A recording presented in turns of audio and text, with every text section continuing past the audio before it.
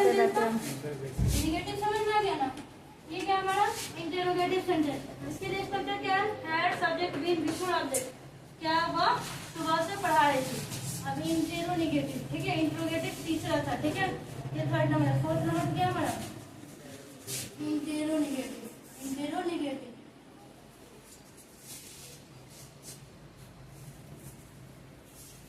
Structure क्या है? Had plus subject plus not plus been before object question mark इसका जोड़ के लगेगा। क्या वह सुबह से नहीं पढ़ा रही थी? क्या होगा इसका एग्जांपल? क्या वह सुबह से नहीं पढ़ा रही थी। नहीं पढ़ा रही थी। क्या वह क्वेश्चन मार्क, ठीक है ना? Had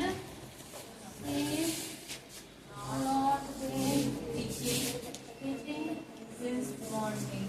since morning. Since morning. Question mark teaching है, पढ़ा जा रहा है। Teaching since morning। ये क्या था? इंटरोगेटिव और दो है। ये नीचे इंटरोगेटिव से मिटा रहा है, ऊपर है इंटरोगेटिव। और क्या है? पास्ट बेनिफिट का पांचवा W is word sentence। W is word sentence।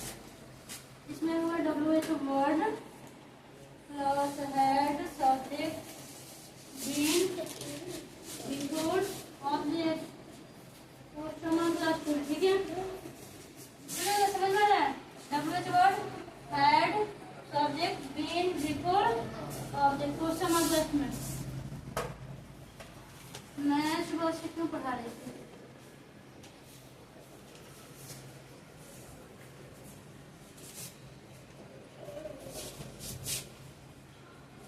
अब ये मत बोलना कि आपको बस एक्सपर्ट आदमी था तो इसीलिए पढ़ा रही थी, ठीक है, एग्जाम्पल है। मैं सुबह क्यों पढ़ा रही थी? Why had I been teaching morning.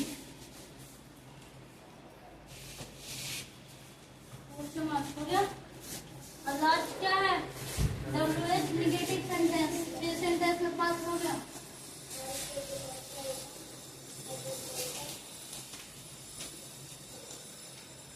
ऐसा क्या हमारा WH word negative sentence. Suppose सामने से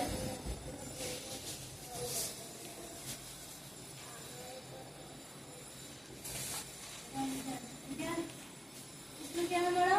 WH word plus had subject not been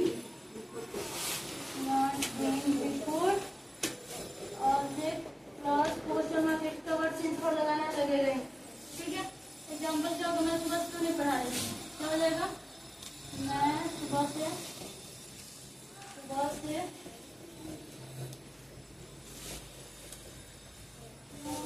पढ़ा रही थी। ये किसमें है? क्यों भी लगा है, नहीं भी लगा है, तो WH नेगेटिव ये उतरेगा। बाबू सब नोट कर लियो। ये हमारा था हमारा WH word past perfect continuous का लास्ट चल रहा है। इसमें सिंस फॉर यूज हो रहा है। प्रेजेंट और पास्ट में सिंस फॉर यूज होता है, फ्यूचर में सिंस फॉर नहीं यूज होता है। सिंस की जगह फ्रॉम यूज होता है। क्या होता है? फॉर और फ्रॉम यूज होता है फ्यूचर में। इसको ट्रांसलेट करेंगे। मैं सुबह से क्यों नहीं पढ़ा थी? तो पहले WH निकालेंगे। Why had I not been teaching since morning। Wait for some time. Wait हो गया? क्या होगा? मैं सुबह से क्यों नहीं पढ़ा रही थी? अभी इसमें है सिंस फॉर का यूज पढ़ाना है। वो जल्दी नोट करो। हो गया सबका? अभी पढ़ाने जा रहा है सिंस फॉर का यूज कहाँ करेंगे? प्रेजेंट परफेक्ट कंटीन्यूअस में और पास्ट परफेक्ट कंटीन्यूअस में हमको किस चीज की जरूरत पड़ेगी? सिंस फॉर की। और प्रेजेंट परफेक्ट में भी पढ़ी थी ना। मैं 2 दिनों से बीमार हूँ, ठीक है, या वह 2 दिनों से बीमार, वहाँ भी सिंस फॉर का यूज हो सकता है, ठीक है। तो हम यूज करेंगे यूज ऑफ सिंस और यूज ऑफ फॉर। ध्यान देना बस। टाइम के साथ फॉर लगता है। पक्का टाइम सिंस, पक्का कच्चा, दो या वर्ड याद रखना है। पक्का टाइम, पक्का टाइम, पक्का टाइम के साथ सिंस। अब ये पक्का कैसे है, कच्चा कैसे है, ये देखिए। कच्चे टाइम के साथ, कच्चे टाइम के साथ फॉर का प्रयोग किससे करेंगे, फॉर करेंगे दोनों, ठीक है। कैसे, कच्चा टाइम का मतलब ये वो पॉइंट ऑफ टाइम है, वो पीरियड ऑफ टाइम, ठीक है। पीरियड ऑफ टाइम और पॉइंट ऑफ टाइम जिसका स्टार्टिंग टाइम हमको कंफर्म है कि पता हो। जैसे कोई भी काम स्टार्ट हुआ वो कितने बजे स्टार्ट हुआ, सुबह से हुआ या बचपन तो सबके लिए सेम होता है। जैसे मैं बचपन से, या गांधी जी बचपन से महान थे, ठीक है। एक इसमें गांधी जी बचपन से महान थे, पासपोर्ट है, ठीक है। गांधी जी बचपन से सत्यवादी थे, महान थे, ठीक है। तो वो उसमें चला जाएगा। तो बचपन से यहाँ भी सिंस का यूज होगा। कच्चा टाइम और पक्का टाइम का मतलब क्या होगा, कन्फर्म टाइम अगर पता हो, स्टार्टिंग टाइम एकदम एग्जैक्ट हमको पता है तो सिंस, और एग्जैक्ट पता नहीं, जैसे मैं 9 बजे से पढ़ा रही हूँ तो यहाँ तो फिक्स है 9 बजे से। मैं कह रही हूँ कि मैं 3 घंटों से पढ़ा रही हूँ, तो मेरा स्टार्टिंग टाइम क्या था जब स्टार्ट किया था पढ़ाना, यही तो कन्फर्म नहीं पता है।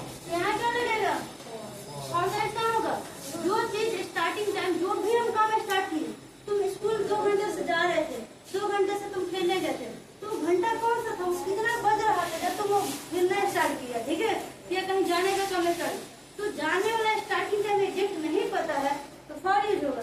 स्टार्टिंग टाइम एग्जैक्ट पता है 9 बजे से, सोमवार से, बचपन से, 1980 से, 2004 से, 2024 से, तो यहाँ पे क्या होगा, सिंस का यूज होगा। क्या होगा, सुबह से, शाम से, अब है 2 घंटों से, तो 2 घंटा कौन सा था, एग्जैक्ट टाइम पता नहीं है, स्टार्ट कब किए।